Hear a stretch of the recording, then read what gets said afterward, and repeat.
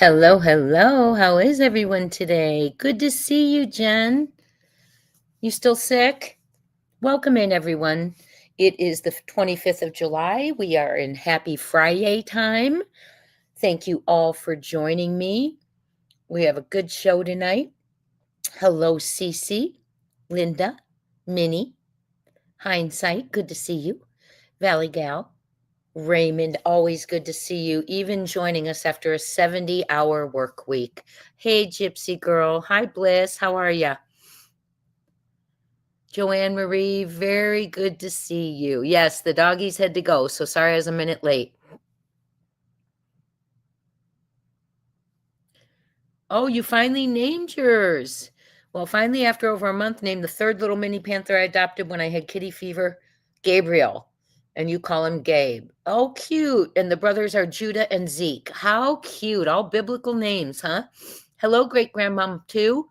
Becky, Robin, Cece, Julie, good to see you. Charlene and Janet and everyone else in the house. If I haven't said hello to you directly, please know that I truly appreciate you being here. And I really appreciate our time together. Hello, Town Chat and Kiki. Hello, Poppy Love. Well, I see a lot of you want to know when Ray is retiring. I put out a video today, and you know what happened? And I hope you'll all go watch it and give it a thumbs up after this. We were out of our notifications for our 24 hours, so a lot of you weren't notified that I had a video that went out after Unplugged today. So after this, if you could go watch it, give it a thumbs up. It's a short video just telling everyone when he's retiring, etc. So welcome in, everyone. Ray Whitley announced his retirement today. He is the DA for Sumner County. He has been there for 40-some years, and he will be leaving office September 1st of 2025. And what does that mean? Because it's an election year, right? But what does that mean right before the election? I'm hoping what that doesn't mean is an interim's going to get put in, like happened with the sheriff, because oftentimes that interim, if they do, is voted in. So hopefully Sumner County will get a chance to bring in a candidate that they feel is there for their best interests, best interests, and will be allow your voices to be heard. 30 days notice to leave is not the norm, in my opinion. I agree. Not after 45 years. So that's why I put the heat is on. Oh my goodness, you can hear my doggies. That's why I put is the heat on. The heat is on. Because I'm wondering, with all the calls, and I know you all have been calling there, all the letters and emails, and I know you've been doing that. We all have. I'm wondering if the kitchen's getting a little bit too hot, allegedly, and it's time to leave with dignity and grace before everything blows up, in my opinion. You know what I mean? Comes to the light. So, Bliss, thank you for 6 months. It was a great video, praying for a much better DA. Well, thank you, Bliss, for watching it. I know you all didn't get your notifications, and I tried to put that out there for you. Also, if you were in Unplugged this morning, we talked about a movie of a true crime movie of a young lady who was kidnapped outside of a mall, I believe in 2001, and it is called Taken in Broad Daylight. And I put out a post for you all because everyone was interested in watching that movie, and you can get it on Tubi, Prime, and Roku. So I did put out a post there for you. I started watching it. I haven't gotten to finish it. So she's taken from Nebraska out front of a mall and on a 6-day journey with a maniac, basically. And she ends up getting away, getting out, getting saved. I don't know how because I haven't seen the whole thing. But we were talking about it in Unplugged this morning. In Unplugged this morning, we talked about Olivia's amazing impact statement. I think that'll be historical. I think they'll be studying that in law schools and everything. And then we got into some kidnapping attempts we watched. and talked about knowing your surroundings, things like that, screaming, all of the above. Did you know, I think it was our Australian friends who said they're not allowed to use pepper spray in Australia. It's illegal. I didn't know that. Excuse me. So September 21st, today is July 25th. So he has chosen to retire in 1 month and 6 days, not even a few months, which I think I said in my video. 1 month and 6 days. After all 4 decades, it seems like a rapid exit, doesn't it? It seems like a rapid exit. Is it strategic? I don't know. Is it a strategy right now? I don't know. Could it be things are getting hot and he wants to step out before they get hotter? Could be. Could be. Absolutely. Could it be something else? Could be the upcoming election. Maybe wants someone appointed temporarily before the election. His choice, maybe their choice, right? Rather than the people's choice. But we need to get, yeah, I think he's feeling a little bit of the heat. Hopefully Sumner County can get a candidate in there that they want, that will support them. You know, it's unheard of not to be able to speak at your county commission meetings and things. So I'm glad that you have a commissioner that's speaking up for that, but you all need voices. You need voices in case you have kids who go missing. You need voices in case there's issues at schools you want to talk about. You need voices in case there's community issues and crime you want to discuss, things you want to bring forth to the community, things you don't want in your community. That's your community. That is your community. Okay, not to change the subject. I don't know what those initials are, though. Sorry, Broken Branch, I don't know what that is.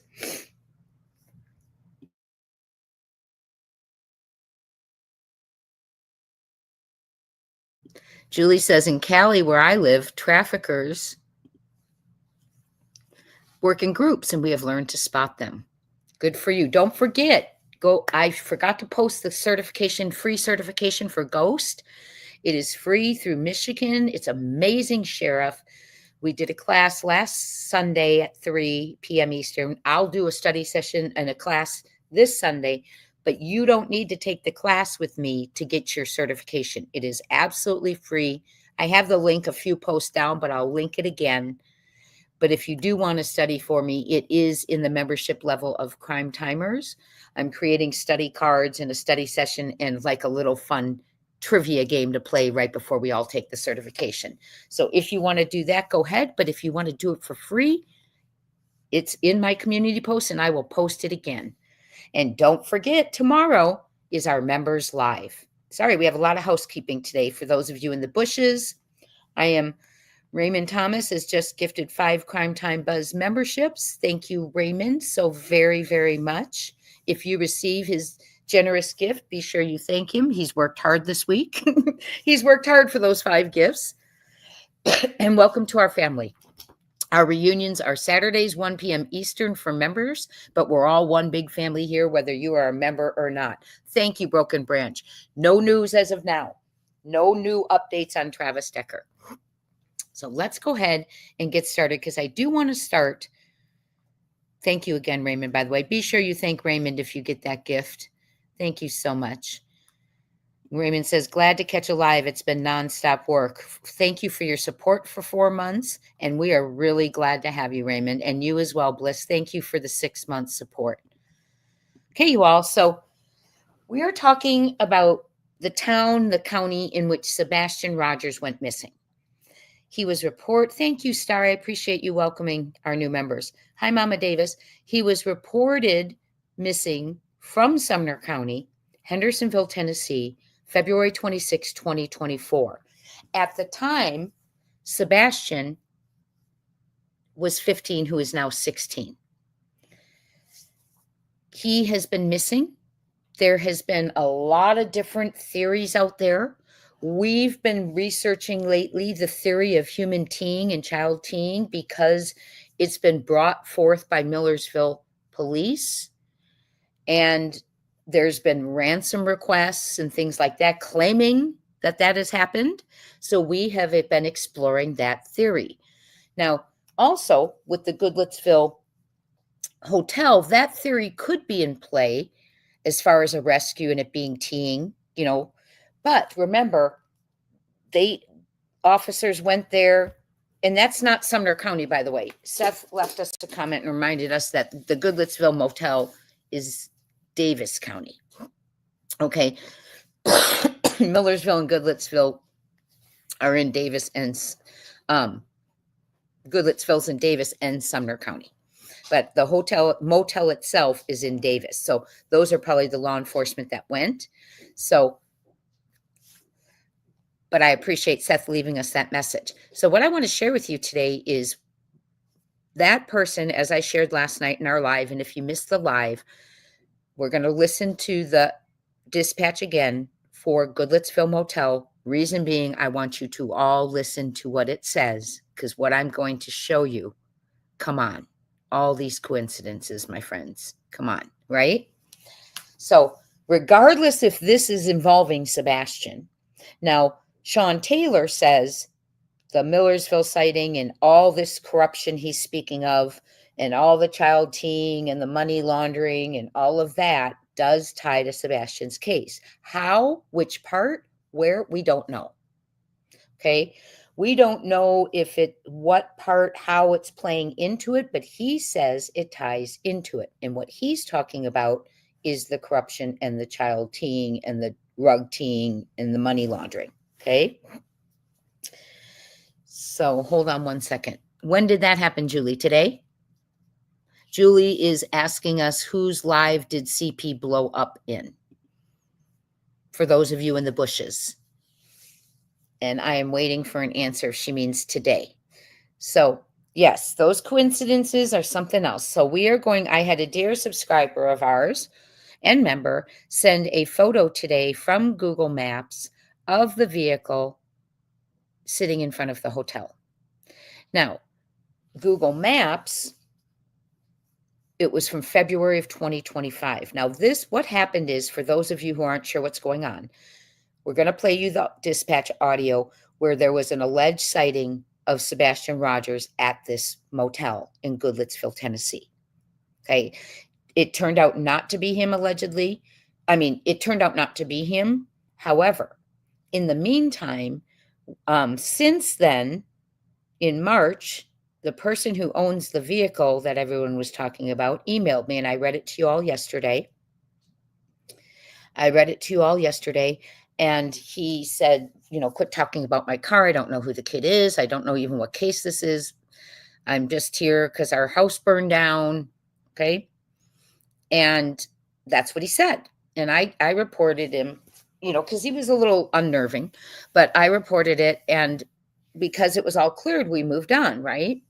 And then someone else had emailed me in March saying, that guy you all are talking about in the red Camaro is someone whose family is very powerful. They have passed away, but he's still there. He said he's friends with 3/4 of law enforcement. He said he owns businesses allegedly. This is all alleged based on someone else. He owns businesses allegedly, but they're not businesses. They're businesses to run money through allegedly. All alleged. Okay. But sent to me via email. But the interesting thing I found was the person who was talking about this guy gave a name, and the guy who emailed me saying it was him in his red car had the same name. Also, we found another post that I shared with you where someone was talking to the person with the red car, gave the same name again, and said, we know, I know you took him, etc. You know where he is, etc. Okay. Then another person who emailed me about one of the other people who emailed me about him, who gave his name, one of the first people, he emailed me twice, and he said the car goes north on 65 towards Georgia. That's the opposite way of his business.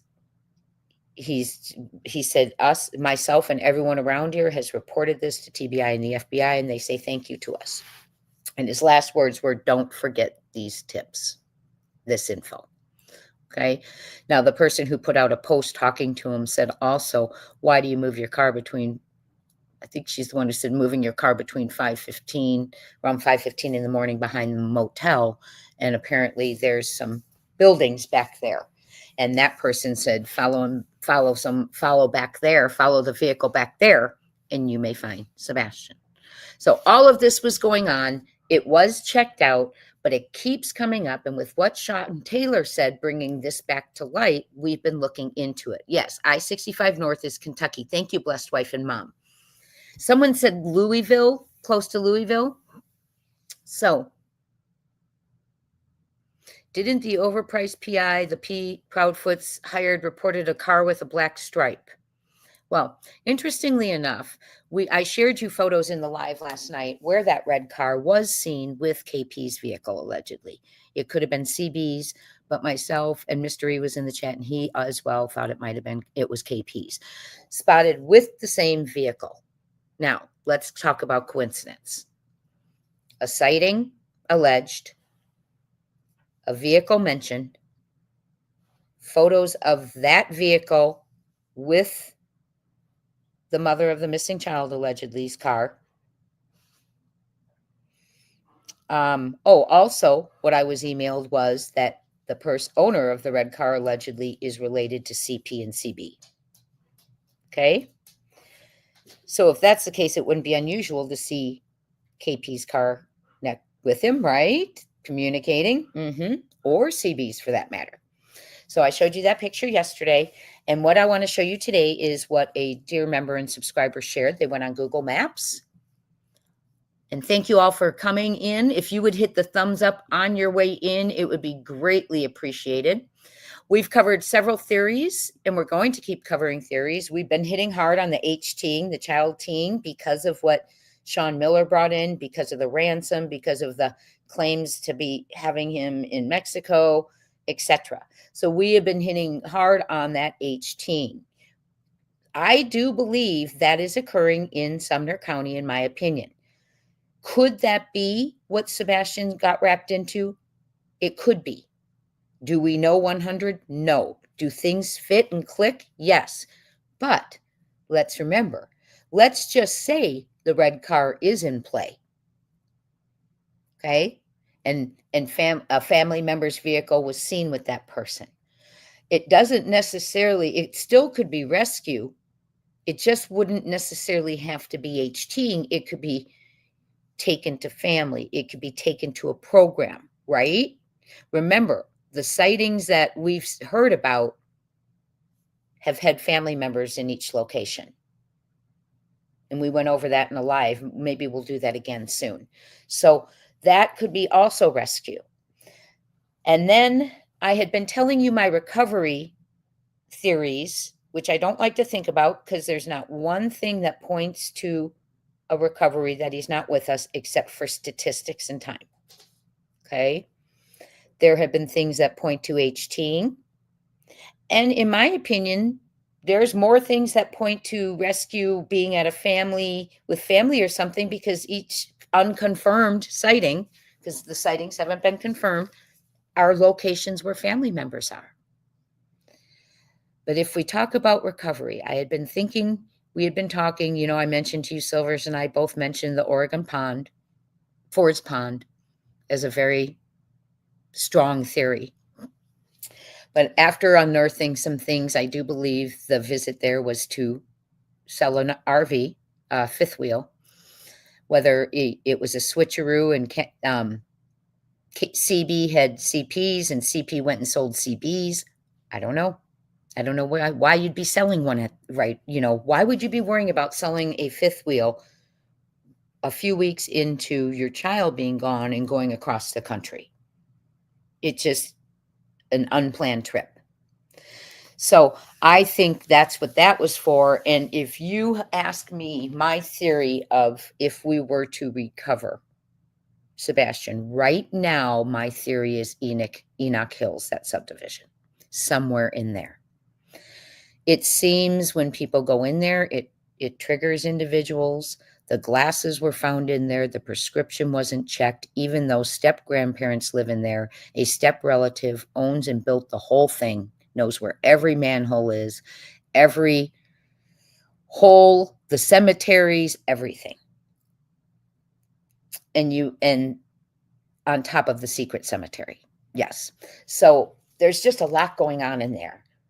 And it just seemed, if you recall some of the surveillance photos we saw back early on were of the day before. And I think we need to go back and revisit some of those because they were of the day before.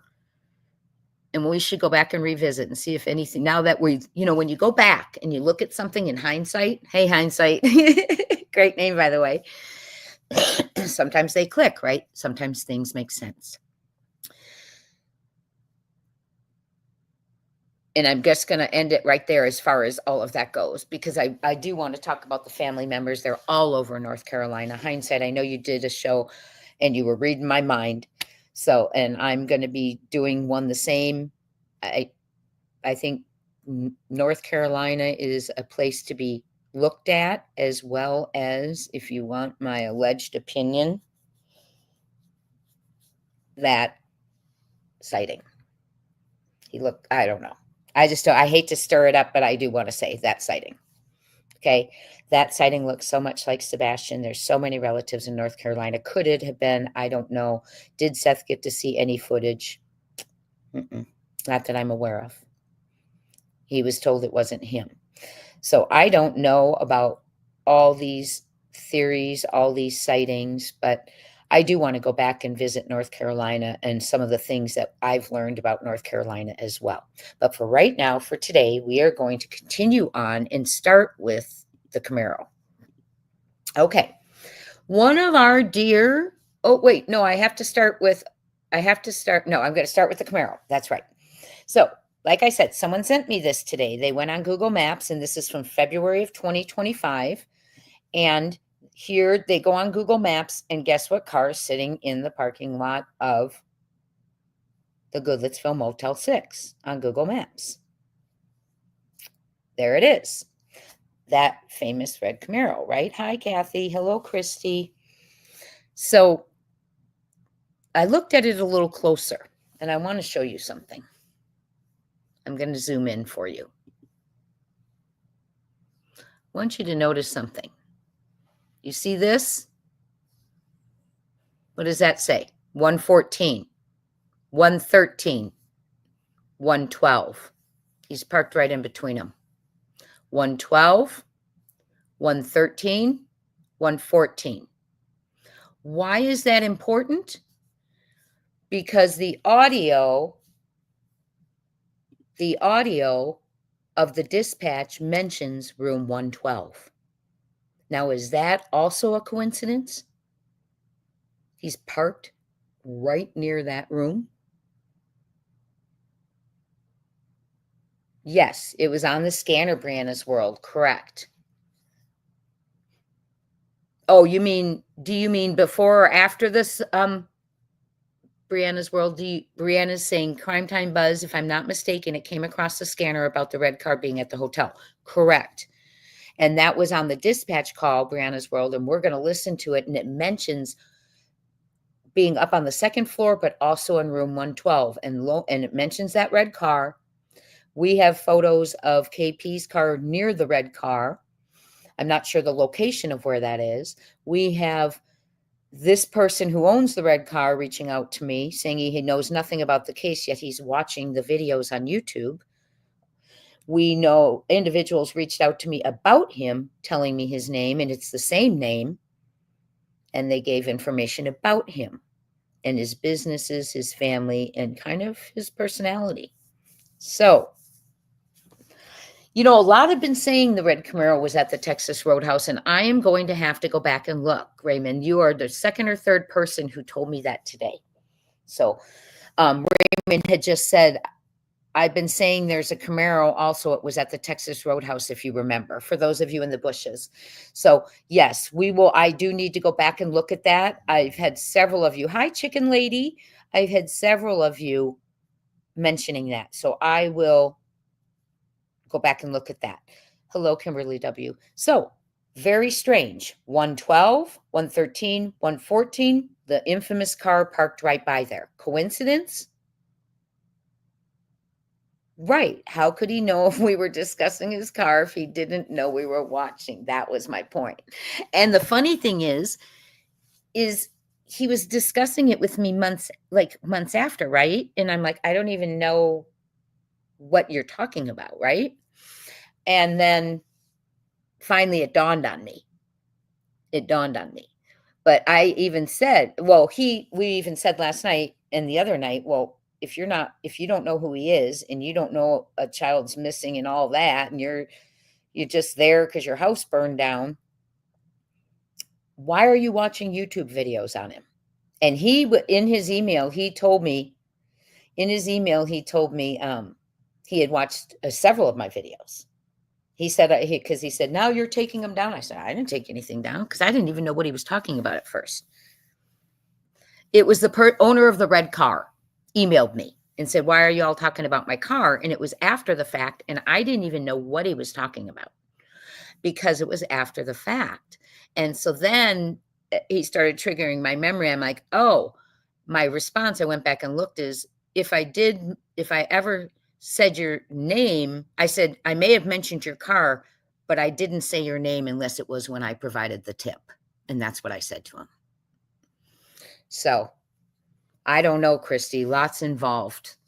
Christy Smith is saying how many dang people are involved. To me, it seems like a lot. Could we be wrong? Absolutely. Town Chat Cafe, it's in Goodletsville, Tennessee, Sumner County. You can go back and watch our live from yesterday and maybe the day before, but I'm going to give you the dispatch call right now. But I find it very odd, the car being mentioned, the car that keeps getting emailed to us about, the person who emails us, he's allegedly kin with CB and CP. There's a KP's car seen with him, photographed. I showed that to you yesterday. And the car is mentioned in the dispatch call. And so is room 112. And lo and behold, there he is parked near room 112. And that's, by the way, 10 months after. Wait, November is when it happened. November of March, April, May, June, July. November of 24, right? Yeah. Yeah. So look at all the months. 10 months later, he's still parked in front of that. Now he says he's there because his house burned down. 10 months later, he's still parked there. It just is really strange. So let's go ahead and listen to, hi, Holly. Let's go ahead and listen to the dispatch, and then I will get back to the comments because Mama Davis just put one. If you are in the bushes, I'm reading this comment. I was looking online, and Tennessee is the third most corrupt state with law enforcement. Wow. What's 1 and 2?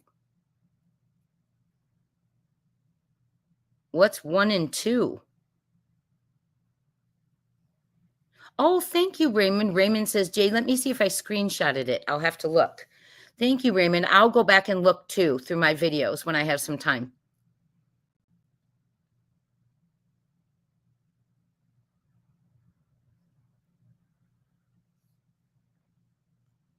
Okay, sounds great, everyone. Okay, we're going to keep going.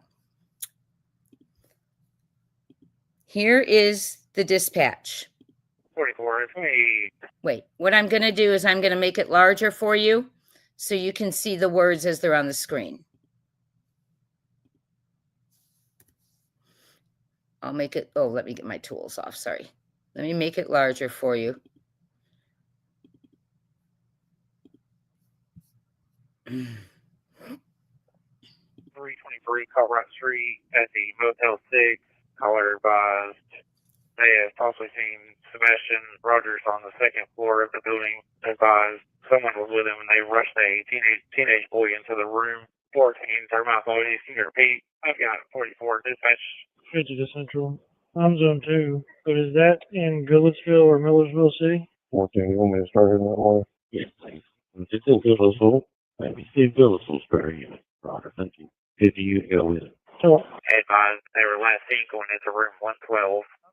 10-4, so they supposedly saw him, took a picture, and then left the scene to call it in? Central safety, that's a negative. Tell her advice she is an investigator. She has two PIs on scene. They are the ones taking a picture. Headlines they are sending to her. PIs are going to be on scene. 10-4. Pass, 10-4. Safety, good, sir. Showing on scene with Goodletsville. Did you hear that about room 112? They also went into room 112. Let's listen one more time. Did it mention a red car? I've heard it so many times and not. 44, it's me. Assist our agency at 323 Colorado Street at the Motel 6. Caller advised they have possibly seen Sebastian Rogers on the second floor of the building. Advised someone was with him and they rushed a teenage boy into the room. 14, Termite Boys, can you repeat? I've got 44, dispatch. 50 to Central. I'm zone 2, but is that in Goodletsville or Millersville City? 14, you want me to start in that way? Yes, please. It's in Goodletsville. Maybe see Goodletsville's very unit. Roger, thank you. 50, you go with it. So, Advised they were last seen going into room 112. 10-4, so they supposedly saw him, took a picture, and then left the scene to call it in? Central safety, that's a negative. Tell her advice she is an investigator. She has two PIs on scene. They are the ones taking a picture. Headlines they are sending to her. PIs are going to be on scene. 10-4. Pass, 10-4. Safety, good, sir. Showing on scene with Goodletsville. Yeah, so 2 rooms. Did you hear him mention the car this time? For some reason, I'm not hearing it. Oh, whispering. I didn't know that. I didn't know that. I was telling someone today who said, call the hotel. And I said, I'm not calling the hotel. I said, because you know what often happens? There was nothing on the car. Okay. You know what often happens is the staff, I'm learning through this course of ghost training for certification for human trafficking, that oftentimes they'll pay the clerk and the staff off and the staff knows what's going on. Actually, no, that was in a lady who gave a testimony. She was actually trafficked. And she said a lot of times they were in hotels and the staff knew what was going on so that they were paid. So I don't want to. Well, he says they were first on the second floor. We can listen to it again. They were first on the second floor and then went into the room 112. Let's listen to it one more time. We have as much time as we need.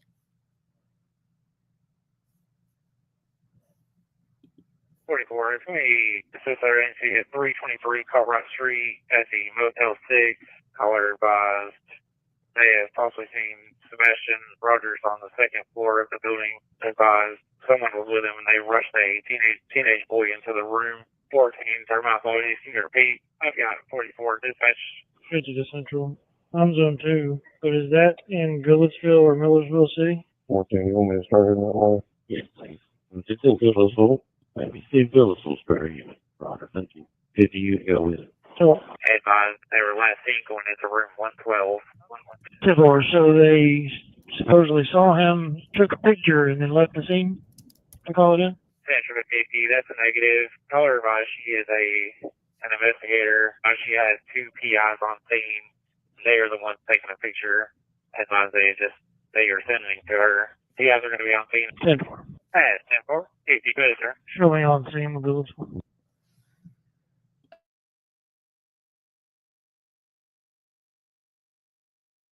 Maybe the explanation has the red car in it. So let's go to the explanation.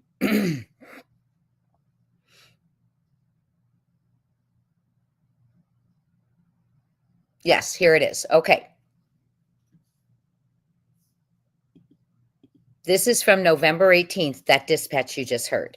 Earlier today at night, in collaboration with Dog the Bounty Hunter and its team of licensed private investigators and contractors, acted on a tip received regarding a potential sighting of 15-year-old Sebastian Wayne Drake Rogers at a Motel 6 in Goodletsville, Tennessee.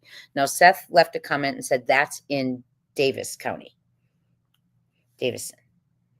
Okay, details of the investigation. A tip received on November 15th indicated that a teenage boy matching Sebastian's description had been seen at the motel alongside individuals displaying suspicious behavior. The report included detailed descriptions of vehicles and patterns of activity. So this red car was included in the tip for suspicious patterns of activity. Licensed investigators working at Tandem for At Night's High-Risk Violent Fugitive Recovery Task Force on behalf of Mr. Rogers initiated surveillance.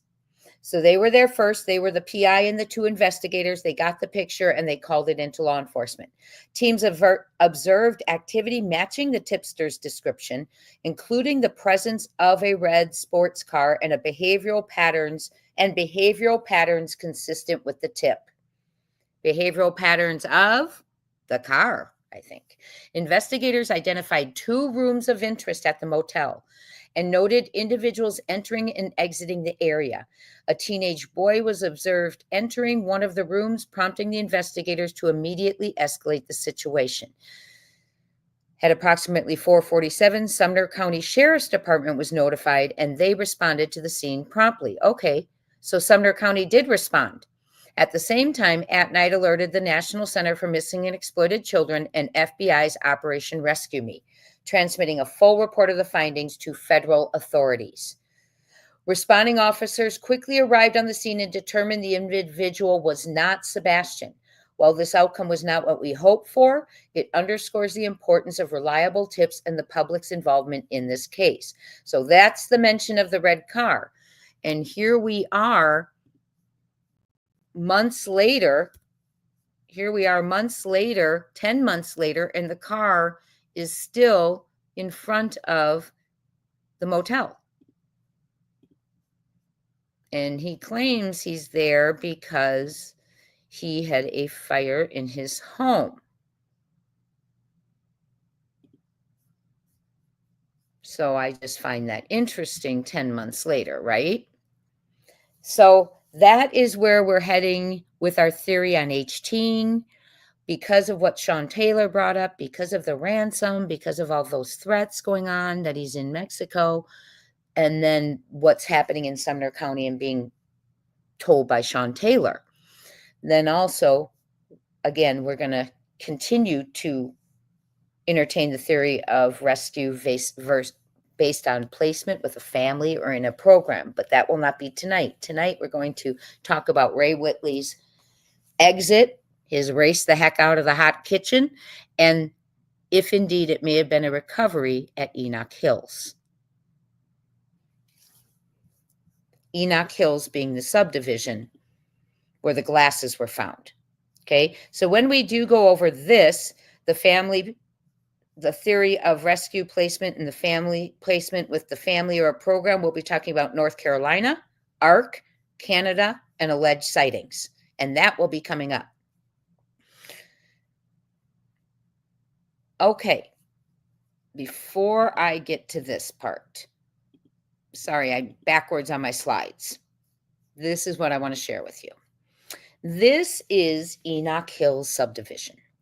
This is the subdivision back in April of 2024, end of March, maybe last days of March, first day of April, where glasses were found while Seth Rogers, Sebastian's father, was out searching with a group.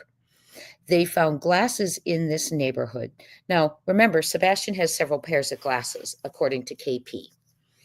And so Seth wasn't sure 100 if those were his or not. So he had them bagged and tagged and given to Sumner County, who, as you know, came out and said April 1st, I believe it was, that they were investigating the glasses found. April 3rd, they came out and said they were not Sebastian's. I looked it up on the Department of Justice to see what kind of investigation you do with evidence when you find it. What do you do? Because I'm not an investigator. Hey, BMW Coupe, great work, by the way. And it said you absolutely interview people who are connected or might have knowledge about the item, okay? But that's not where it stops, because the Department of Justice said there could be bias from the individual. There could be, it could be someone that is involved. It could be someone who doesn't know and is doing their best to give you what they know, but it's not accurate.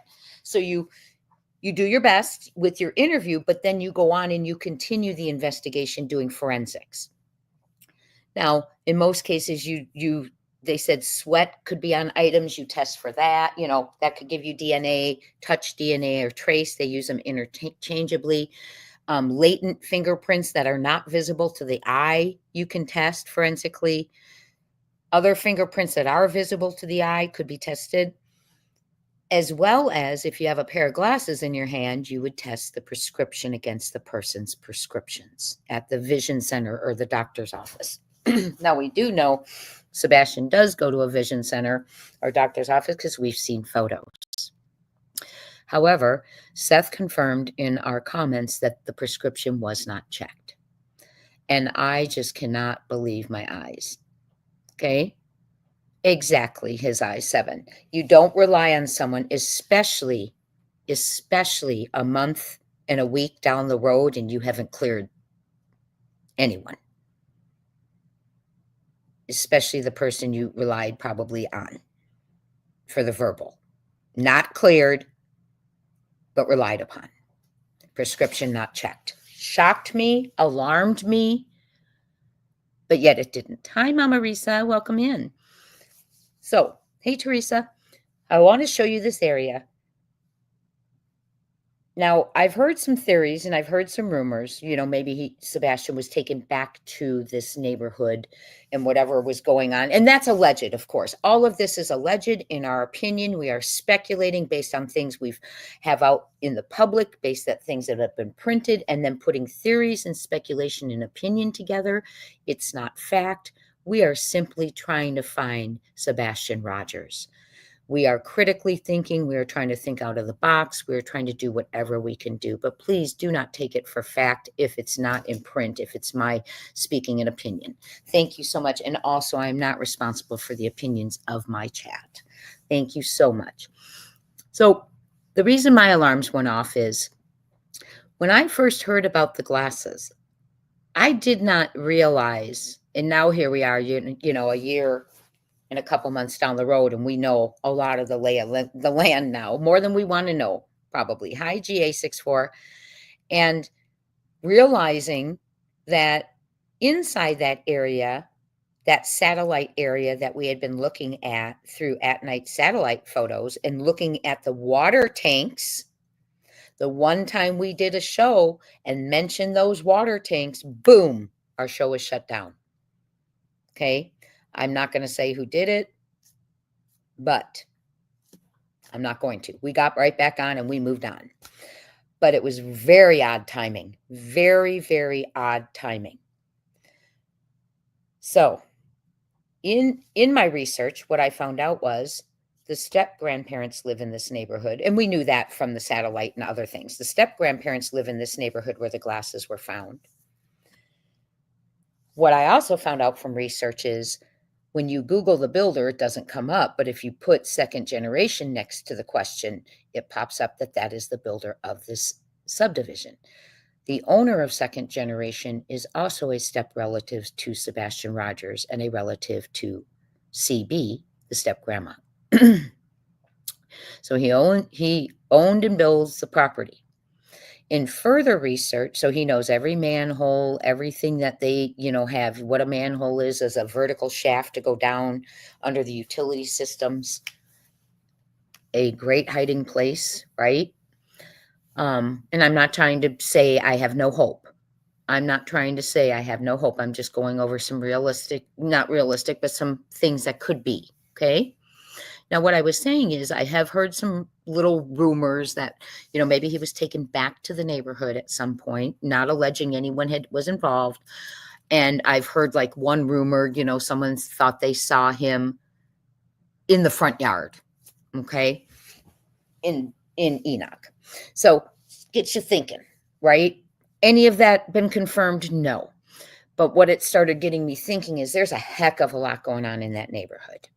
And if the glasses weren't a signal enough to an investigator who's familiar with the neighborhood, the areas, lived there almost his whole life, you would find out, and he would know the Steps live there. He should know the Steps live there because we've searched every family home, correct? And you didn't wait 5 weeks to do it, correct? So they knew, because they should have been in that home searching every family's home. So they go back to find out that back in that neighborhood, glasses are found. Okay. Red, it should be a red light. Let me go in there and look further. Oh, wait a minute. Another relative built all of this. There's a lot going on here. Oh, wait a minute. There's a secret cemetery hidden back here in the woods. Let me show you. Right here. No one knows about it. It's hidden behind this house. Okay. In 2016, they cleared the way so you could see the gate and the wall, but you can't see it now. Okay. Oh my, there's a hidden cemetery. Oh my, grandparents live in there. Step. Oh my, step grandma has listed and sold many of these homes. Oh my, many weren't finished being built at the time Sebastian went missing. Oh my, they're in phase 2 now of selling. So wouldn't that be enough? I honestly, Cece, I really would have thought that finding glasses in that neighborhood certainly, but I'm not someone who understands like how you get a search warrant, but a search warrant is probable cause. And I would think finding glasses in that neighborhood, and I could be very wrong, might be enough for probable cause there. But would I tell you that's been searched high and low? I couldn't tell you that confidentially. Even after the glasses were found, I would go knocking on doors there, and I would bet someone good money that no one was out there in April searching those grounds. But that's just me. Joanne Marie, yes, go to church, Seth. And I do want to tell you that the cemetery is called Old Shiloh Church Cemetery, this hidden cemetery. Old Shiloh Church Cemetery. One thing I want you to look at real quick is here is the backyards of step grandparents. I'm not going to show you which house they're in. And here, I just want you to pay attention. Backyard, and if I went straight from their backyard, I could run and get to the water tanks. You see that? So I want you to just keep that in mind. This is the water tanks, because the next picture I'm going to show you won't have the water tanks in it. So here, if you go right down here, here's the water tanks. Okay. Here's the road steps live on. Here's the piece of property that the builder owns, which I found on Google. It says the builder owns the property between the cemetery and the homes that leads to them. That builder being DG, Second Generation Homes. Okay. Here is where the glasses were found. Are you all with me? I'm sorry, I'm just blabbing away. Hi, Cinderella. Here is where the glasses were found.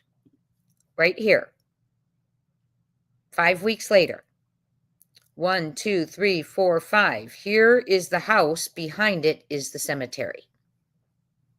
Okay. Over here is the water tank. Cemetery, water tank. Steps. Okay. DG built this. There we go. Okay. Now, this one right here is on the market. This one's on the market.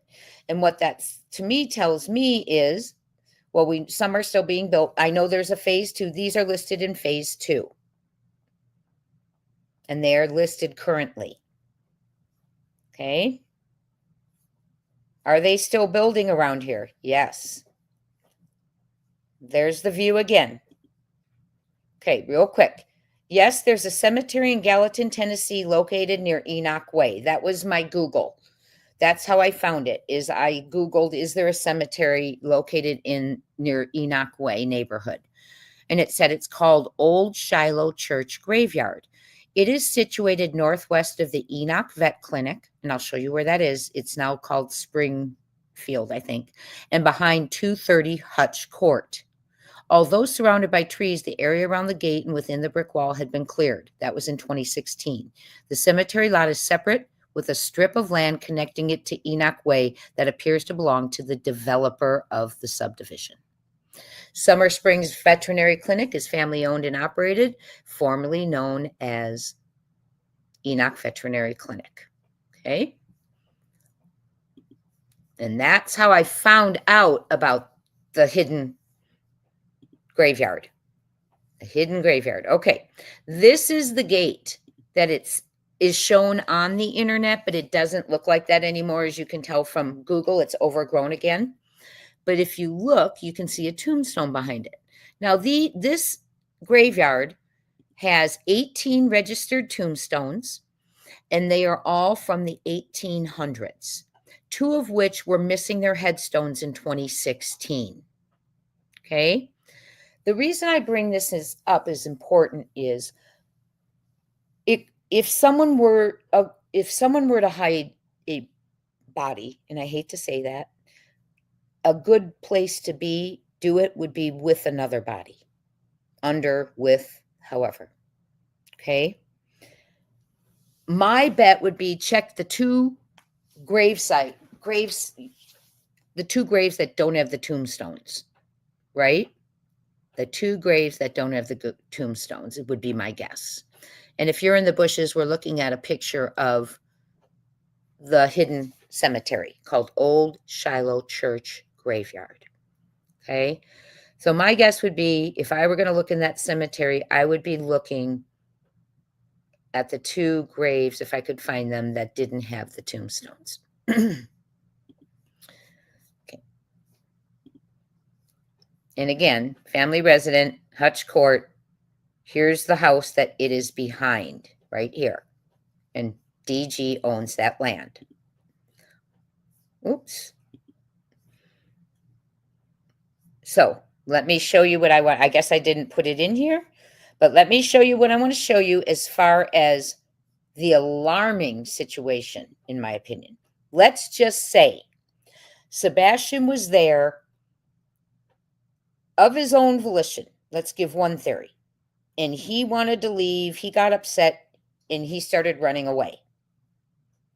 Let's throw out another theory. He's there not on his own volition and he runs away. Let's throw out a third one. He's carried away, allegedly. Regardless, let's just say he's over here by grandparents' steps and he goes running, or someone carries him to the water tanks. Look what we go right by to get to him, where the glasses were found. I'll do it again. Right here. You'd go right down here and past that house where the glasses are found. Now, let's say Sebastian was there and he wanted to go play in the woods, or something scared him and he ran to the woods, or someone allegedly, God forbid, was carrying him to the woods. And he was coming from this area. He would come down here. Where would he go? Past this area where 210 is, where the glasses were found. Okay. Here's where you'd get into the woods. You could get into the woods right here. You could go in here, or you could go in through here. But the glasses were here. Okay.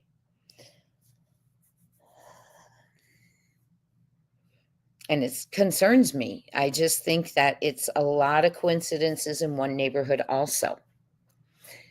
I really do. I'm going to get to the tanks. Someone sent me a picture of a shovel near the tanks. And I have asked them what was the date of that Google Maps, but haven't heard back yet. But I'm going to share it with you. So I'm going to be going to some of your comments real quick. And then we're going to get to the heat is on. It is sad. Cinderella says, in one law, it's such a sad state of affairs, literally. Yes. The headstones have been missing since 2016. Yes. CP, you want to find Sebastian, go to church. Absolutely.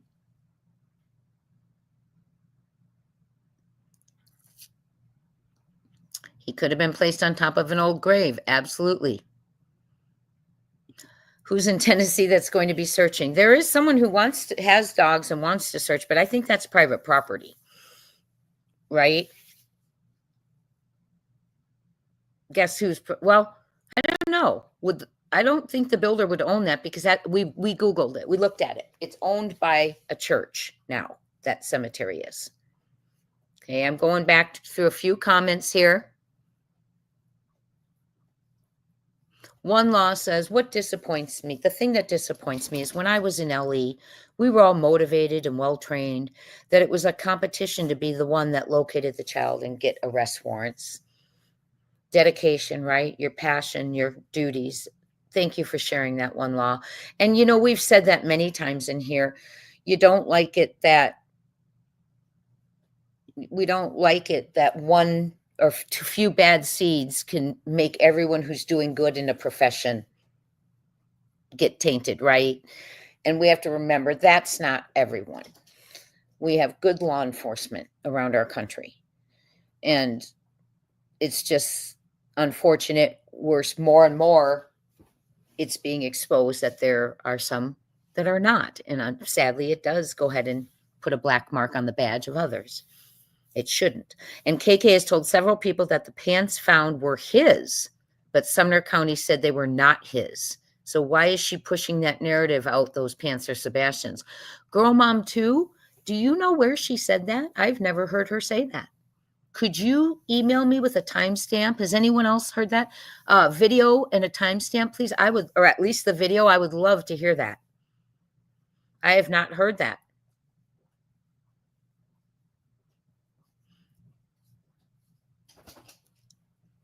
Let's see here. Oops, sorry guys, my dogs are getting a little noisy. Hi, Becky, how are you? Hi, Jenny. Jenny said, at Robin, that's how EC confirms things, in my opinion. Just ask the biggest liar. I'm sorry, that just tickled me. Yes, in my opinion, they're getting that house ready to sell, in my opinion. I agree. Hindsight, I agree. I don't think I think everything, in my opinion, I agree with what Seth said on his live. Is it packed up? Is it not there? Is that why do you know what I heard? Guess where the house is allegedly that they did their America Most Wanted interview in? Goodletsville. That's what I heard. So we are going to keep going. Someone needs to go into that cemetery for fresh disturbance around the grounds. Right, but I'm pretty sure it would have to be law enforcement or someone could get arrested, and we don't want that. We want to always do things right. I don't know if they've checked the tanks. I know there isn't confidence there. I'm sorry that's happening, you all. You know what? When we find Sebastian and we go on to our next cases, we are going to not have to deal with all this, hopefully. Okay. One thing I want to say, yeah, that pants, I didn't know she said that. Someone, if you've heard her say that, please send me the video. Because why would a mother say they're his and the sheriff say they're not? If that, I believe you. I just need to listen to it. Brianna's World says at CC, I was thinking the same thing. Chris Watt vibes. Yes, very much so. And I have a picture. I wonder if the new owners would let investigators luminol. I heard that can still work for years. That would be wonderful. That would be wonderful. Okay, 4-hour drive. Who was the driver? What do you mean by 4-hour drive, Miss Deborah? Hi, little Miss Sharon. Hit that thumbs up, everyone, please. Some of you have not. Please hit that thumbs up. Let's get it out here. And we are transitioning. Yes, I don't know what you mean by 4-hour drive. Who was the driver? Hi, SI officer. Hi, Detroit Rock City. Good to see you. Oh, thank you. I'm glad to hear you're in the bushes. I love it when y'all tell me you're in the bushes. Thank you. We're going to keep going, and we are going to talk about the big news. Now, all of this is occurring in Sumner County. All of this. Now, as you know, and I'm sure you do know this, we've been hearing from Sean Taylor, and I've been hearing from many locals about the corruption. Now, one thing I want to tell you is not only Sumner County Sheriff's Office comes up, allegedly, from people, but also the DA, also the judges, and also some of the county commissioners, and definitely the election commission. So with Whitley going out, well, the heat's on. Is that why he's going out, you think? To get out of the heat? Doesn't think anyone's going to leave this alone? The thing that's so unusual is it's an election year. So he's stepping out, but he's stepping out before the election, which means someone will be appointed interim.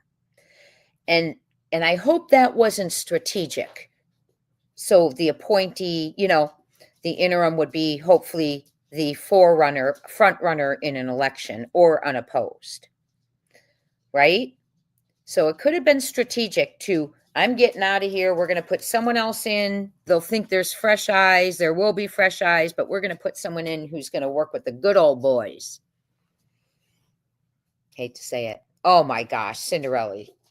I think, honest to goodness, if it were him, and Cinderella said EC, if it were him, honestly, I think Sumner County citizens would go berserk because of what they have not seen from him regarding this situation. He hasn't even told them about their own safety. He hasn't said, yeah, traffickers are here, or he was kidnapped by a stranger, or he was kidnapped by people he knows. Nothing. Hasn't addressed them. So DA for Sumner County, Tennessee, has been there 45 years, longest standing in Tennessee, and that builds complacency. That's what that does. That builds complacency. That builds feeling you are indispensable. And when you are an elected official, you are never indispensable. And the people's voice needs to matter. And when they start feeling indispensable, they stop listening to the people's voice. So Sumner County, this is your chance. Get a candidate you know will listen to you. You know will bring proper indictments to the grand jury.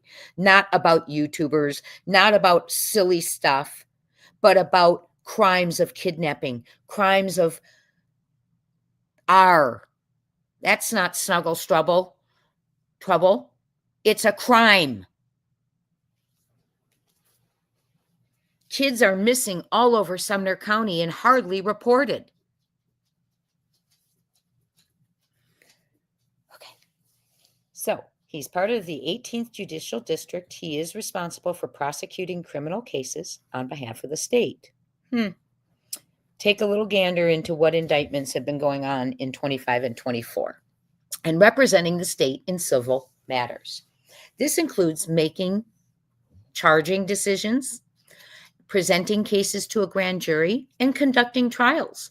The DA also works to protect victims and ensure the safety of the community. Now, I ask you, do we think that has been going on? I don't see Sebastian being protected. I don't see the community being ensured of their safety.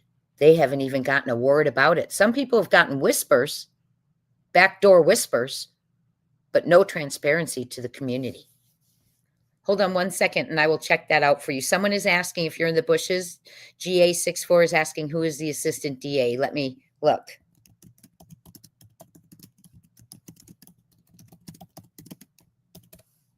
Oh, let me make sure I put Tennessee, because there's a Sumner County, Kansas too. There are, that's right. It is Thomas B. Dean, Tara A. Wiley, Linda Scherer, and Parker Sewell. They work under District Attorney Ray Whitley. So they work under him. Those are prosecutors. Oh, no, it says they're the assistant DAs. Thomas B. Dean, Tara Wiley, Linda Scherer, and Parker Sewell. So those are the assistant DAs. There are 4 of them. I suggest Sumner County residents go look at all their records, their voting records, how people, the comments left on their pages, things like that. So my question is, who did protect Sebastian exactly? But this is a shocking, in my opinion, announcement today. Shocking. 1 month. Out he goes after 45 years. Is it all the calls? Is it the heat? Is it the letters? Is it people going up and above and people above him making calls to them? I don't know, but I sure hope so. Yeah, one will step in, but of the four, look at their record, and I hope it's one with the best record that is stepping in. Thank you all so much. Okay, so keep it going. Is the heat too hot? Did Whitley get out of the kitchen? One down, and many to go. One down and many to go. Here's what his role is in the county. So these are things that should be changing or improving. The DA prosecution of criminal cases. The DA's office investigates crimes, gathers evidence, and decides whether to bring charges against individuals for breaking the law. One thing I am going to tell you is, it's coming up in my slide, but the other agency that works with the DA on determining which cases are brought to the grand jury is Sumner County Sheriff's Office. So the DA's office presents cases in court, arguing for the prosecution of defendants and advocating for the state's interest. Now, the things that befuddle me is, like, they put out on their pages when they captured that Lucian, the child, whatter, recently. They were so proud they had gotten a monster off the street. They posted it, they tooted, and good thing, right? However, they gave him bond. $500,000 bond. Now you think about it. Someone involved in all that kind of stuff, the people they know have cash. We know this. Why would you offer a bond? If you're so proud you got a monster off the street, we're safe now, look at this, yet you allow him bond to give him a chance to get back on the streets? Those are the kind of things that are just shocking to me. Just absolutely shocking. An SI officer says, in my opinion, people are scattering like cockroaches. This is all going to be investigated. It's all coming down. People are changing up everything last minute, running scared. Glad you said that. You know what else is being changed? If you go into Tennessee, the comptroller treasury, where you can put someone's name and all their properties pop up, those are changing miraculously. July 20th, suddenly, July 20th, the sheriff doesn't even have a home in his name in Sumner County. 2 weeks before, he had one with his wife. 2 weeks before that, I think she had 2. There were 4 when I first started looking. Okay, then it was 2 and 2. 2 in his name, 2 in hers. Allegedly, if I'm remembering this correctly. When I looked a few weeks ago, they were down to 2. No, last month they were down to 2. 2 weeks ago, 1 property was in both of their names. As of July 20th, it is now only in her name. So yes, indeed, things are being changed. Allegedly, in my opinion. So I really... I've never heard of a cemetery that's private unless one family is in it. Yes, like my mom's family has a private cemetery. It is a church cemetery. So D. Green, I believe it is private. Well, let's look it up real quick. Let's just verify. You all have great questions. And those of you in the bushes, I am right now just researching to see if Old Shiloh Church Graveyard is private. Gallatin. No. Here you go. Great question, D. Green. Thank you for bringing it up, because we've been thinking it was private because it said something about a church owned. But listen to this. No, the Old Shiloh Church Graveyard in Gallatin, Tennessee is not a private graveyard. It is publicly owned. It is a publicly owned special district cemetery known as the Shiloh District Cemetery. The cemetery is located behind 230 Hutch Court and is surrounded by a strip of land that appears to belong to the developer. It is separate from the lot at 230 Hutch Court. Look at this photo. Here, I'm going to take you there. I'm going to share this. I hadn't seen this. We always go down our little tangents. Old Shiloh Cemetery. Here's a sign. I wonder where this sign is located. Tips for finding this site. It's near milepost 15. No, that's in Georgia. That's the wrong one. Wait. Yeah, that's not the right one. That one said in Gallatin. Interesting. Okay. So no, it's giving the wrong name of a different, it's giving the wrong name. Of one in a different place, but it's mixing the information of the two. So let's go here and see.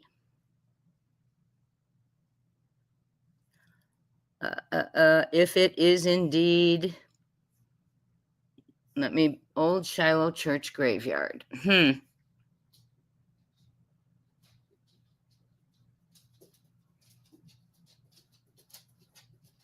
Oh, I guess there's 19 burial records there.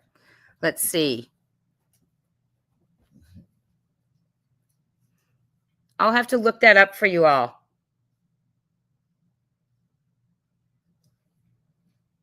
I will have to look that up for you to see if, because that's not the one. It does mention the correct one, but then adds information to another.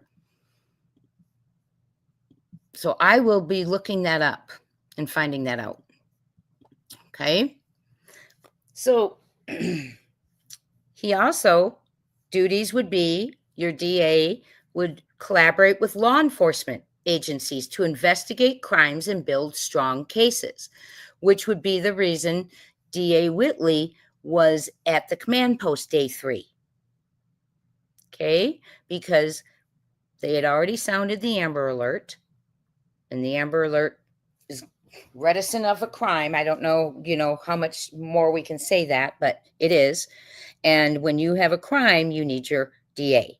DA was at the command post day 3. Okay.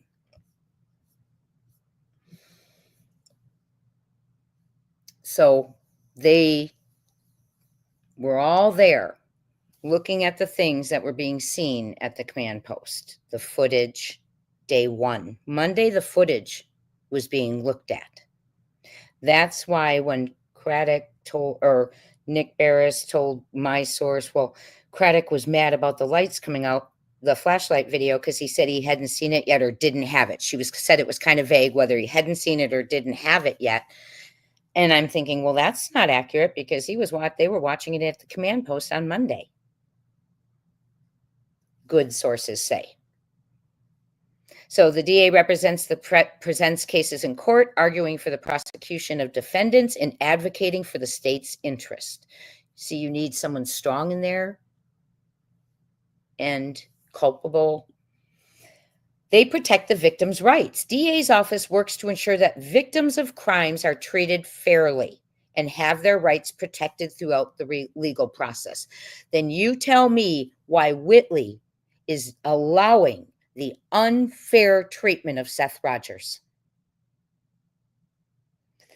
He is a victim of a crime that occurred in that community to his son, one way or another, however it went down, and he is being treated unfairly. He is having things said to him like, oh, I'm still on the case, maybe you did it, and things like that, taunting him when he is the only one with an actual alibi, allegedly. So why, in goodness name, if the DA of Sumner County's job is to ensure that victims of crimes are treated fairly and have their rights protected, are things being ignored when they're reported about Sebastian? Are things being not followed up? The community isn't being talked to, and the father is being treated like trash because he ain't one of the good old boys. And that's a bunch of bahooey. You need a DA who doesn't care who the victim is, who will treat every victim fairly, not just ones he likes to whisper in ears to, allegedly, in my opinion. Yes, the DA would have to reside in Sumner. So it's just, that is the most frustrating statement. Community engagement. The DA's office engages with the community to address crime issues, promote public safety, and build trust with residents. And I've seen him out and about in the community. He posted on his page, but he's not talking about Sebastian. And that would be addressing a crime issue, letting that public know, yeah, we've got a huge teen problem in this community, and it's tied to money laundering, and it's tied to this, and it's tied to that. Or someone crept up in your neighborhood and we didn't recognize them. So everyone needs to be safe, vigilant. Locals shouldn't be getting an answer when they're asking if they're safe. Are their kids safe? They should never be getting an answer like, well, you should always keep an eye on your kids. That is wrong. They know they should keep an eye on their kids. They weren't asking because they didn't. They were asking because a kid had been taken out of the neighborhood in the middle of the night, allegedly. But to be insulted like that and say, well, you should always be watching your kids. In addition to criminal cases, the DA office handles certain civil matters on behalf of the state or local government. Sorry, it's just a lot to see what's not being done, but paychecks are being collected. Grand jury. So he brings things to the grand jury. Nothing has been brought to the grand jury regarding Sebastian Rogers. Now, that doesn't mean he's doing something wrong. There could mean literally I don't know how to say it. The polite way to say it is perhaps they were unable to gather evidence to bring to the grand jury. But what I'm going to tell you is there are many DAs who prosecute without a body. Many. The West boys have never been found, and their foster parents are behind bars. Harmony Montgomery has never been found, and her father is behind bars for the rest of his life. Nothing has been done for Sebastian. Nothing has been done to CPS on behalf of Sebastian. Nothing has been done to the person responsible for the calls coming to the home by CPS. Nothing has been done, taken to the grand jury regarding any of that. Nothing has been taken to the grand jury regarding changing stories to law enforcement. Do you know that's against the law? Because you know what? There's one truth. And when it changes, you're lying to law enforcement. When they hear you lying and changing your story time after time on panels and YouTube and interviews, they know they're being lied to. Nothing's been done. Matt, I will tell you this. In the state of Tennessee, I know a lot of people always say, well, nurses and doctors and teachers, you're all mandatory reporters. Absolutely we are. But in the state of Tennessee, every darn one of you is. So how about all the people who knew what was happening to Sebastian? Nothing happened to them either. Right? Lots of stories, lots of people who knew things. If they didn't report it, some did, but if they didn't, they're mandatory reporters. Something should happen. Same in Summer Wells' case. You got a whole lot of people crawling around that holler who love to talk. They've started channels. They're up all night. They're, always got their mouth to a mic, talking about the rough life Summer Wells had, the neglect, the rugs, the being taken to hotels, nasty hotels, all of the above spoken about. And not one of them had those words when she needed them. They are all mandatory reporters who did nothing and should have something done. Thank you, Bliss, for your donation. Thank you so much, Jay, for continuing to fight for Sebastian. What is done in the dark will always come to the light. Sebastian Strong. Amen, my friend. Thank you for saying that. Thank you so much, you all. Yeah, if they don't report it, they're just as bad. Don't come out after a child's missing and talk about your shock and awe over something when you've watched it happen for 5 years in Summer's case. It just really, I can't listen to one of the neighbors. Not one. Well, I certainly can't listen to the one who doesn't enunciate one word. I've never understood one sentence, but I'm saying I can't listen to them talk about how bad her life was, but no one did a darn thing while they were right around it. So I agree. Brianna's World says credit needs a boot to the ASS. Sorry, but it's true. I think people are just frustrated. He needs to get moving. By the way, the vote on his raise is this Monday at 6:30 p.m. Tennessee time. If you own a shirt for Sebastian, please go. If you have a flyer, please go. Be peaceful, be pleasant. Let them know you're going to keep being there. This isn't going to go away. Thank you for that comment, Brianna's World.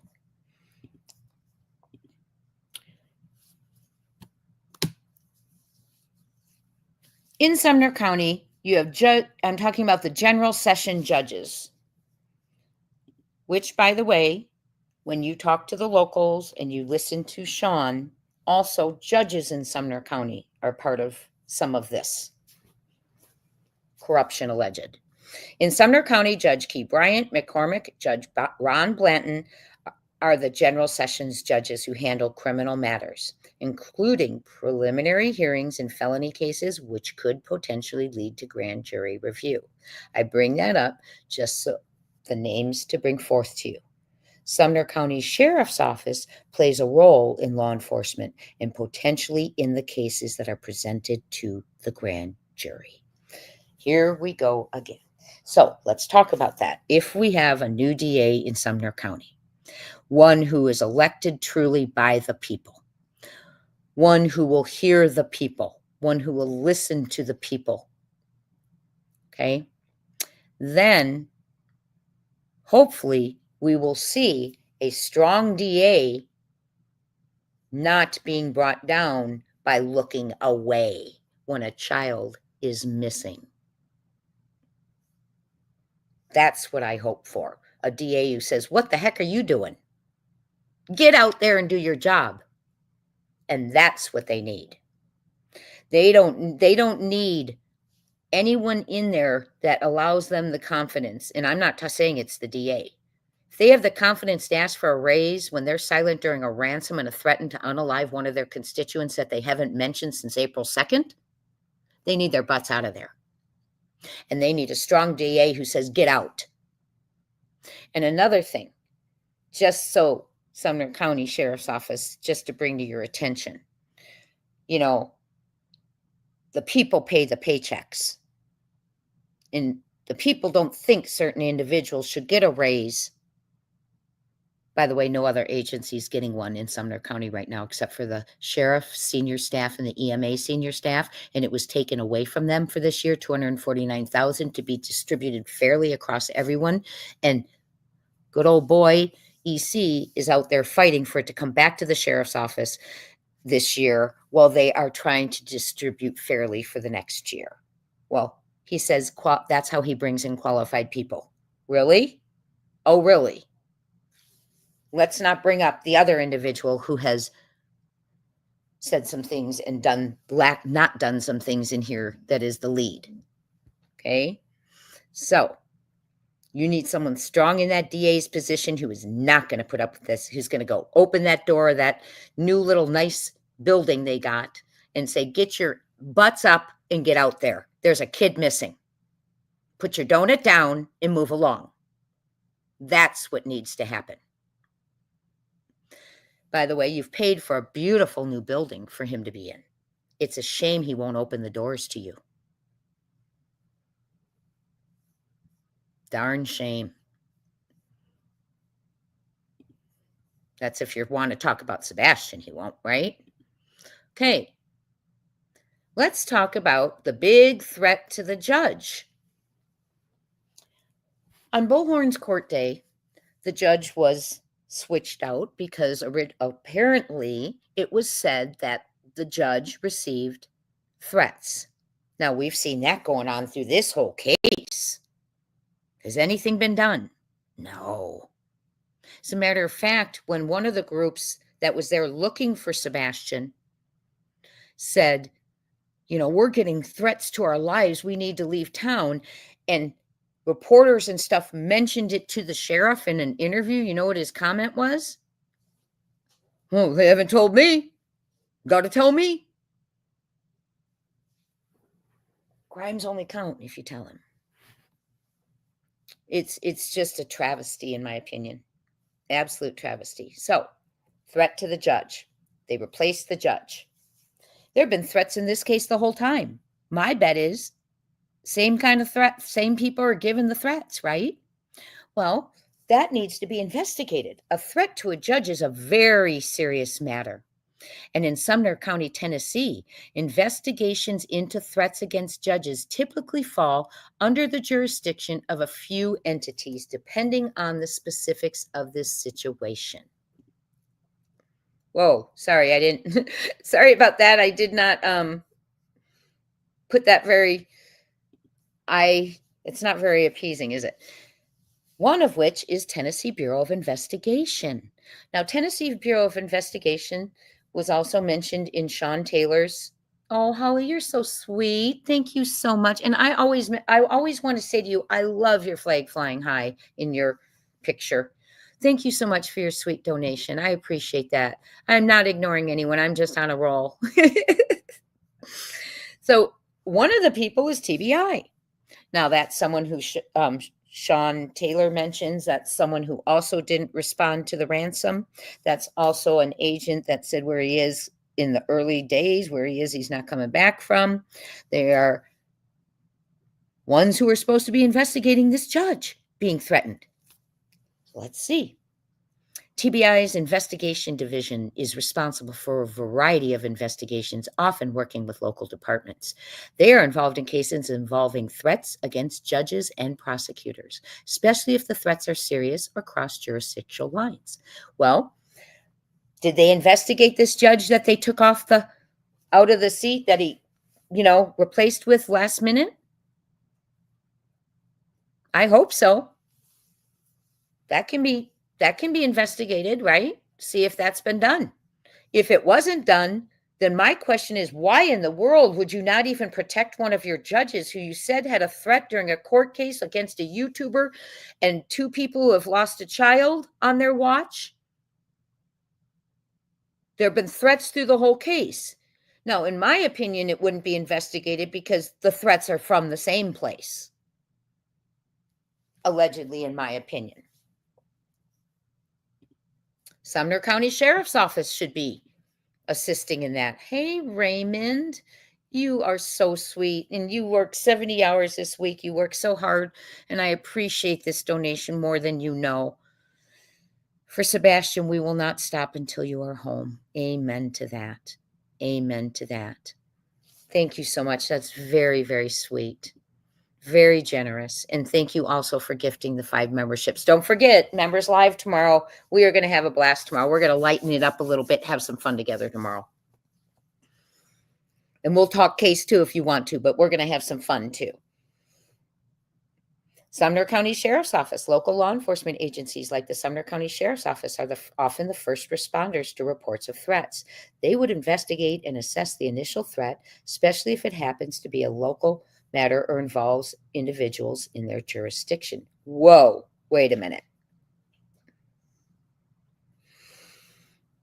Okay, so Sumner County Sheriff's Office is supposed to be assessing threats, especially involving individuals in their jurisdiction. That's really interesting, actually, with all the threats that have gone around in this case that have been reported, and again, nothing done. You need to replace this. You've got this person coming up for election. Okay? You have him coming up for election. He's got a primary in, wait, no. I want to say his election's in August, y'all. Okay? He is coming up for election. The very best advice I can give you is find a candidate to run against him. Find a candidate to run against him. Someone you trust, someone you know cares. If someone is ARD, doesn't think it's just snuggle struggle, which makes victims not want to report it after hearing that because they're afraid they'll be ashamed.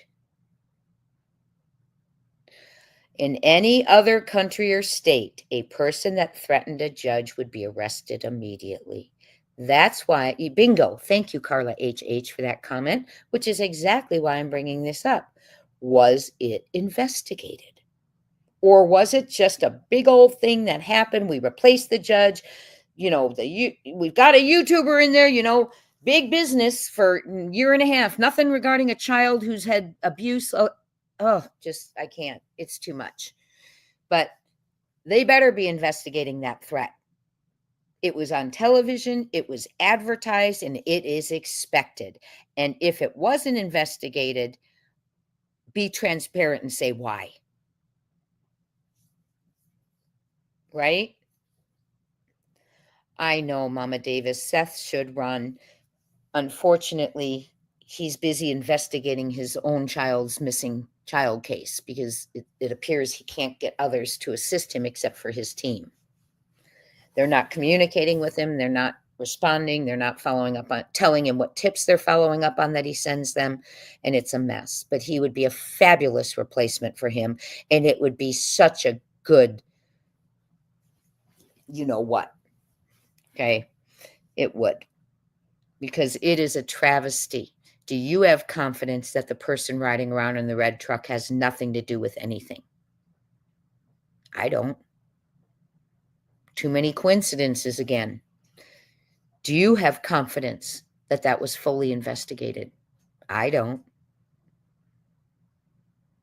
Now, Seth's team was allowed to fully investigate, yes, but it was called in to law enforcement. Now, I know it said, they said it wasn't him, they saw, but I don't have confidence.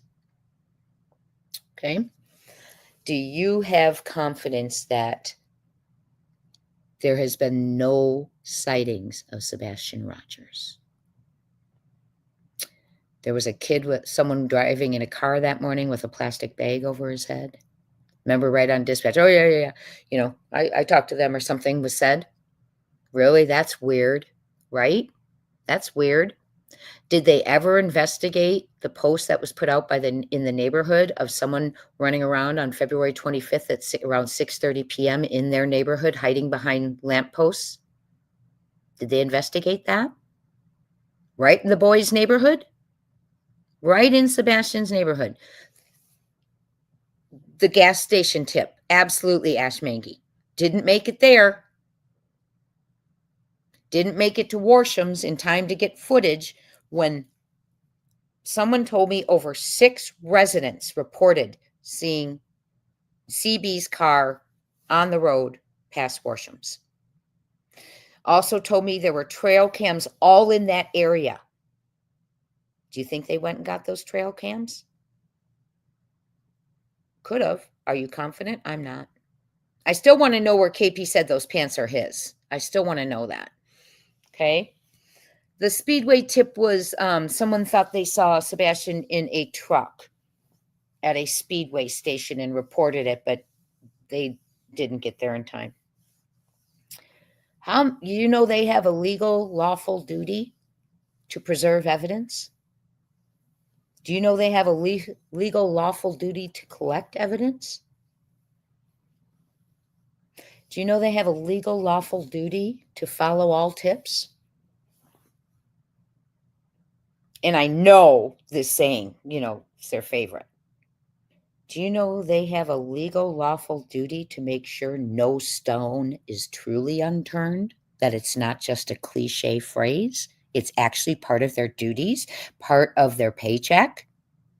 Like that big building, that big new building I wouldn't let them build one. I wouldn't, if I were a voter, I wouldn't approve one more county building until they got their act together and started speaking to the people and for the people.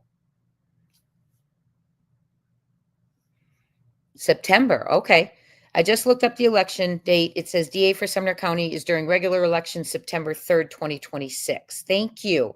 And sheriff's, is his in August, blessed wife and mom, or November? I can't remember. I looked, actually, I have it pulled up right here, you all. I'm sorry. I have it right here. Or I did. Let me check. I guess I closed it. Sorry. I was looking at it earlier today. Are you confident that, how am I going to say this?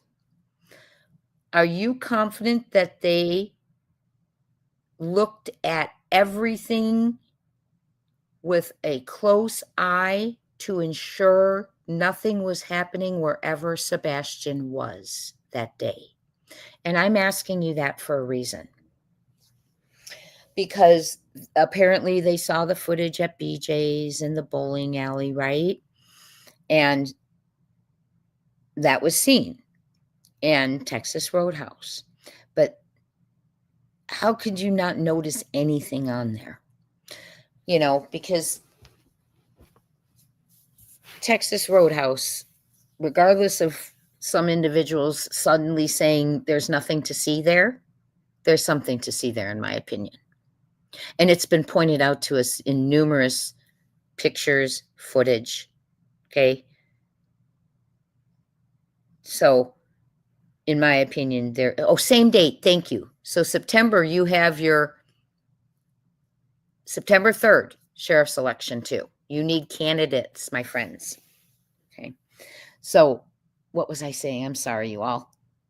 And if you're in the bushes, we have someone telling us when the elections are coming up for Sumner County, and for the DA and sheriff, it is September 3rd, 2025. But are you confident that all footage was looked at closely, studied, or gathered? I'm not. We've already heard of ones that weren't. My goodness, the green hoodie shocked them so much. There's a few things that have shocked Sumner County out of their silence. Just a few. The last time we heard them speak was April 2nd, and then the article April 3rd saying the glasses weren't Sebastian's. Okay? Other than that, silence. But there's a few things that have brought them shockingly out of silence.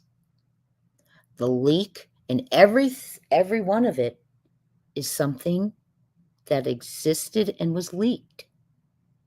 Now, they had all footage from all neighbors, well, except one, but all footage from all neighbors.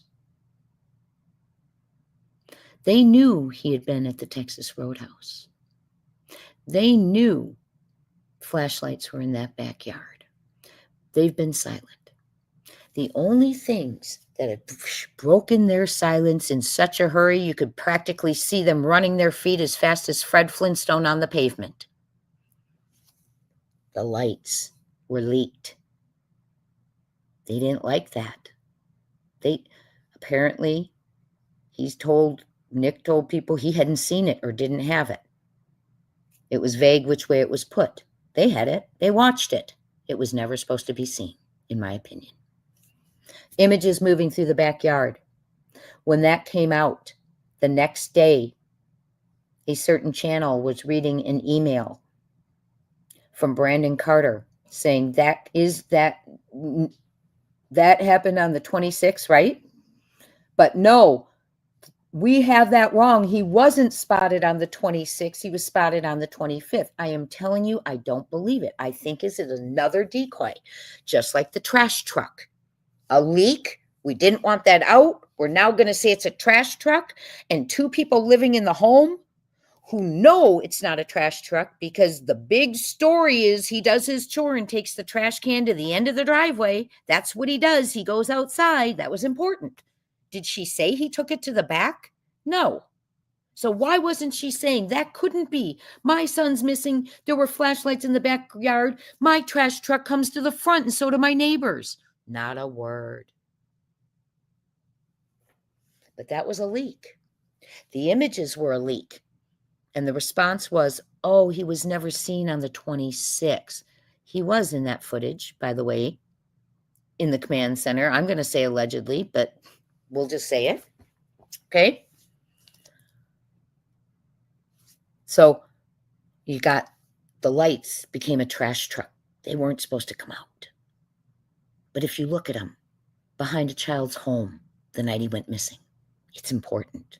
All officers who have YouTube channels say it's important. We have the images moving in the backyard. That footage that they've seen. Suddenly, he wasn't seen on the 26th, he was seen on the 25th. Well, why is that important, that statement the next day after those images were being released and going to go on Nancy Grace? Why? Because those images were around 3 a.m. on the 26th, just like the sedan that they were watching at the command center. Okay? Those things happened on the 26th. So for them to say there was no sightings, I don't buy it.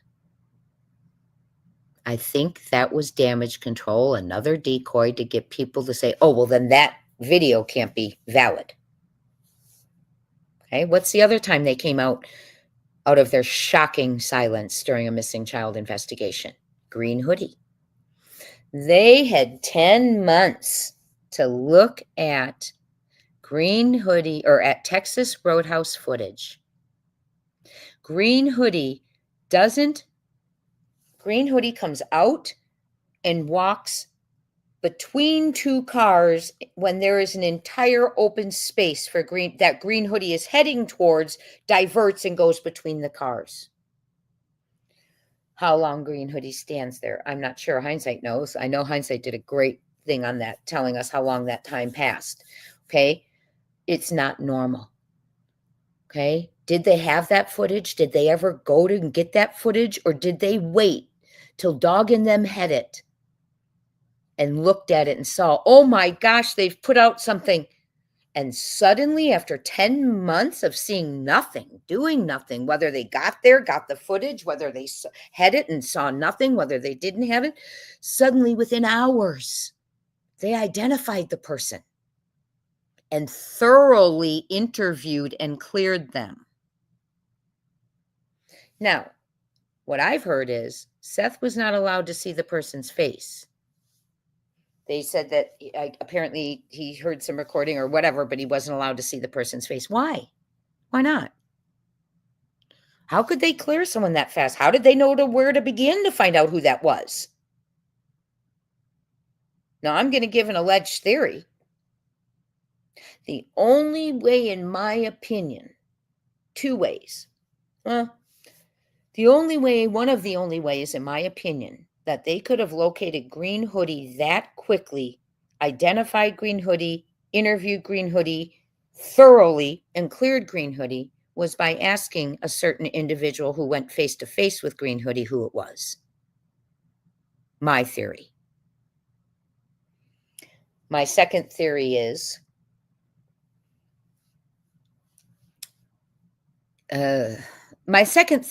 maybe it was someone.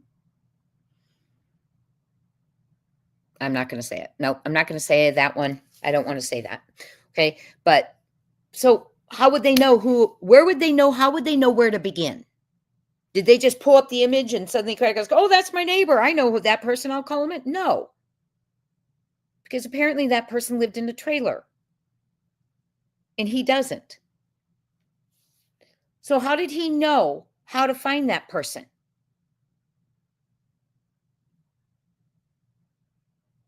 Suddenly, so quickly. Had he seen the footage and knew who it was? Did he ask a certain person who it was? If it's not a female and it's a male, was it perhaps law enforcement, related to someone in law enforcement who has a child? I don't know. If it were a male, maybe. But how would he know? He broke his silence so fast. I would love to see that interview. I'm sure Seth would too. But how would he know where to begin? And if it's because that person was already in their database, you wouldn't be clearing them thoroughly so quickly. How did he know where to begin? That's my question. And why is this red car in front of room 112, which is the exact room 112? Oops, sorry, I'm in the wrong one for you. Sorry, y'all. I keep doing that to you. Can you see what I'm doing? Okay. Red Camaro talked about. Room 112 talked about. This is 10 months later. Car still there. Apparently, from what he told me, he was just there because his house burned down or burnt, had a fire, burned, whatever. Still there. Look at the room he's near. Coincidence? Is it a coincidence that he emailed me and the very same name people were telling me was his and that he was related to CB and CP? It's the same name? I think not. We're going to end with this. And I want to thank all of you for being here tonight. And we are going to end with this dispatch.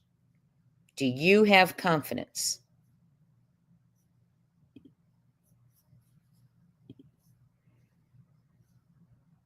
And they did indeed see, when they went, they did indeed see suspicious patterns of behavior. Who cleared the rooms? Now, if I were the investigator, just because of who I am, I would be doing forensics on room 112 and the room upstairs. I really would be. I would be doing forensics just to see if anything came up Sebastian.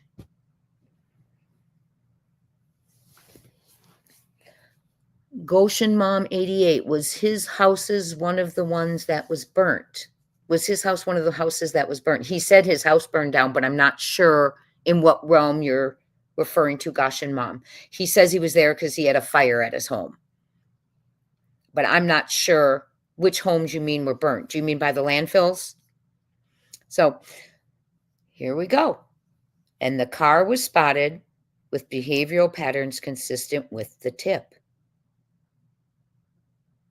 Cars and people displaying suspicious behavior and patterns. We are going to end with this audio, and I really would, please hit the thumbs up if you have not, and really think about, was this a coincidence? Maybe it wasn't, Sebastian, but in my opinion, the topic of what's happening there, motels are famous for it, and he's there a lot, and people have been watching the movement. Come on, right? Sumner County has a problem, in my opinion, with HTing and CTing. Yes. Regardless if Sebastian got wrapped into it, it's a problem there. And that's really sad because when that's going on, no kids, no age is safe, right? Oops, sorry, y'all. No age is safe. Okay, let's listen to this. 44, it's me. Whoops, sorry. Three. Trying to get it larger for you. Make sure you're seeing it. Thank you all for being here tonight and being part of Sebastian's Army. We will never give up. 44, it's me. Sister NC at 323 Colorado Street at the Motel 6. Caller advised they have possibly seen Sebastian Rogers on the second floor of the building. Advised someone was with him and they rushed a teenage boy into the room. 14, Thermite Boys, can you repeat? I've got 44, dispatch. 50 to Central.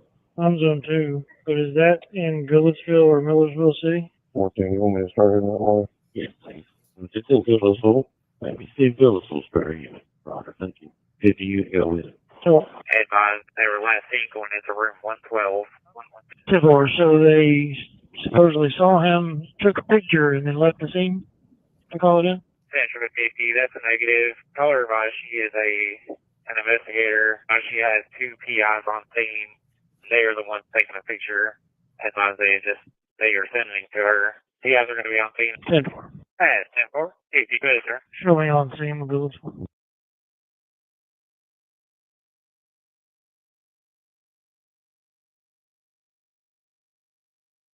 And that is the end of our show tonight. Everyone, please remember we have our members live tomorrow. Thank Raymond for extending gifts to you all, those of you who received them, so you can join us tomorrow. We're going to have some fun tomorrow. And if you want to talk case, we can talk case. We can do call-in, whatever you want, but we're also going to have some fun. Everyone, thank you for being here. Lots of things going on. I think they're deep. It's corrupted. We don't know what happened to Sebastian, but there's a lot of theories we can explore, right? Because of so many coincidences. And we need to bring him home. So we need to keep exploring. Gina H. says, I've lived here 11 years. Never heard of a kid disappearing other than runaways who show back up in 24 hours. Hi, Gina H. I'm really sorry this is happening. And I hope that he's found. And I hope that no more go missing, truly. You've got several missing in your county right now. Several are missing in the county. And several are missing all over the United States and world, right? This is a terrible problem. We need to get a handle on it. And 1 p.m. Eastern for our family reunion tomorrow. Yes, we're going back to our normal time, 1 p.m. Eastern. I'm not going to mess it up by saying 4 p.m. Eastern. It's 1 p.m. Eastern. So good night, everyone. Have a wonderful, happy Friday. And I posted a movie if you're up to watching something tonight. It's the movie we talked about today in Unplugged. If you missed Unplugged, go back and watch. We listened to Olivia Gonzalez's phenomenal victim impact statement. Ba-boom. Hi, Sabrina. And we also watched some kidnappings, attempted kidnappings happening. We kind of watched videos of those. And then we talked about a case in Kearney, Nebraska, where the young lady was 17 years old in 2001 and was taken from the mall in broad daylight. The movie is called Taken in Broad Daylight. Someone recommended it to us today. And she was on a 6-day journey across many states with this criminal maniac and ended up in Montana, but she lives to tell her story. So that is on Amazon Prime if you want to watch that tonight, Tubi or Roku. So I put that out there for you all if you're looking for something to do tonight, and we can talk about it tomorrow a little bit in Members Live if you want to. Have a wonderful evening. Thank you, Sebastian's Army. Prayers up for Seth, for Sebastian, for everyone investigating, that they will realize the priority of a child's life. Keep keeping on, my friends. Stay safe and talk soon.